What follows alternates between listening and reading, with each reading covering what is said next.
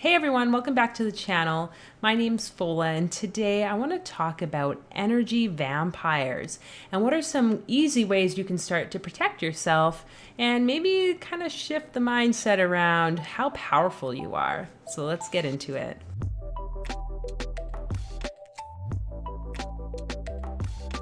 So if you haven't already, make sure you hit the subscribe button and the notification bell so that you're updated on future video releases.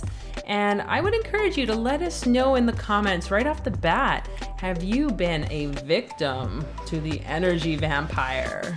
So I feel like I've only just learned about, how important it is for us to protect our energy, but not from the sense that we are like a victim to others, just really being aware of how much time, how much energy and focus we're giving into other people. And I think my first real experience with what I would identify as an energy vampire was someone I went to school with, and we were pretty good friends. Again, this is not to say anyone's not a good person or anything like that, but what was happening for me, I began to notice, was that this person would always be around me, and they would come and hang out with me till late hours, late hours in the night. And initially I was like, that's cool, we got along. I would say we were pretty good friends. But what I started to notice was every time I was with them, I would feel completely drained. Physically, I felt tired. I didn't really feel like doing a whole lot. And it was just really not my norm at that time. And it was after some time, I began to realize every time I'm with this particular person, sure enough, I will feel this way after. And this was before my awareness of energies and all that stuff. So it was a little bit, not really in my mindset at the time. It really made me realize though, how much I was just kind of, going with the flow of life and not being mindful of my own energetic bubble. And unfortunately, that relationship kind of ended in maybe a not so great way because I just kind of called it out for what it was, my perception at the time of what it was.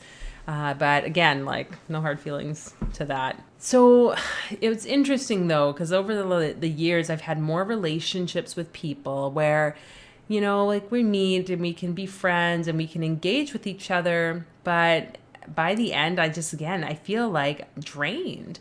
And what I've learned a bit from those experiences is really shed light on how important it is for us as, individuals to keep our energy and make sure that we're not just letting other people into our energy or giving our energy off. Because again, we have more control than we'd like to think. No one's doing these things to us, I think, intentionally. It's just something about the energy. And so energy vampires are usually defined as people who go in, or entities, technically, who go in and really are just trying to take energy to feed themselves for whatever reason. I think a lot of times there's underlying traumas and experiences that might kind of fuel that desire. And so they will go to people who, have maybe those energy sources or experiences that might draw that energy to them. And again, it's not it's wrong or bad. I think it's just whatever the life experience is of that individual. But unfortunately, it can sometimes really drain others, I think some people then they just don't want to hang out with someone, right? It's just too draining. But I also kind of get the sense that, what might be one person's energy vampire might not be another person's energy vampire. It's not it's just something maybe about the frequency and the vibration of each individual. So this is really about you checking in what works for you. But yeah, over the years, I've had more people in my life come in, and initially, we can engage, but I find one thing that happens is that there's a lot of victim talk in these individuals. And as someone who really likes to help support people, working in mental health and addictions, it's kind of just what you do. It started to take its toll on me where here I am doing that at work and I'm doing it in my day-to-day life. No, that's not going to work out for anyone. It's literally draining me. And so I had to really start putting kind of the brakes on some of those relationships, which isn't always easy. you know, we're there. We want to support people. We know people are struggling. But what I was finding is if I'm in a conversation with someone and at the end of the conversation, I don't feel like this excitement or higher energy, and instead I'm feeling like completely drained where I can't even like, I remember being in a conversation with someone once, I was like completely leaned over. By the end, my sister was like, Fola, like, you need to maybe cut that person out. Because then I was like, yeah, I'm like, I can feel it's not, you know, at this point in our lives, probably not a good mix for us to be together.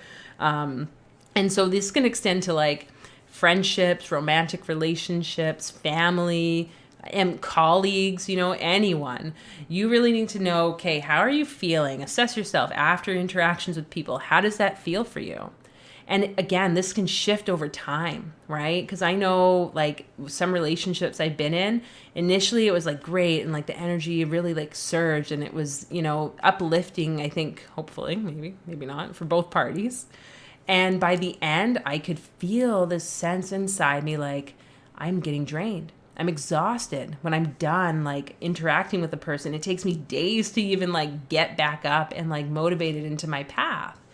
And I've heard this with other people who are in like romantic relationships who have said like, yeah, by the, you know, I interact with the person on a weekend and then after that, they're just like completely pooped. They don't want to do anything. They can't show up for the people in their life that like need them to. And yeah, that can be really, really hard. So check in, see how the person's making you feel from that energetic side of like motivation or not, or building you or filling you up. And if they're not, maybe it's worth considering adjusting the relationship. This doesn't mean you have to like completely end every relationship in your life. Maybe it's about setting up some boundaries. And I think it really comes down to that. Like, how often do we say no? Do we know our boundaries? Are we feeding into what they want and taking it on as our own? And all these things can come to more light, I think, as soon as you start developing a skill around stepping into your intuition, really like trusting your intuition, and also knowing how to protect your energy. Really knowing how, again, those boundaries, but on an energetic level, what are some tools that you might need to use? And for myself, this is why I love like the breath work. I love meditation. I also do, and I think I've shared this in other videos around like, you know, kind of staying in the womb space or the one point just below the belly button where like intuition really sits. Breathing into that place, and some work I do with clients in like terms of really learning how to shield the energy field. And I think that that is like super, super important. Otherwise, we just kind of like go off on our day just open. And sometimes I do this. I will go through my day and then I'll be like, oh yeah, I didn't do my little technique.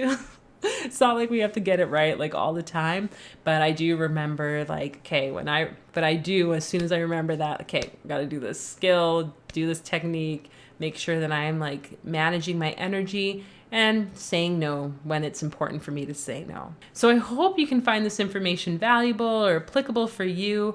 Let us know again in the comments, have you experienced this stuff? And what do you do even to manage these energy vampires or these suckers of life force energy?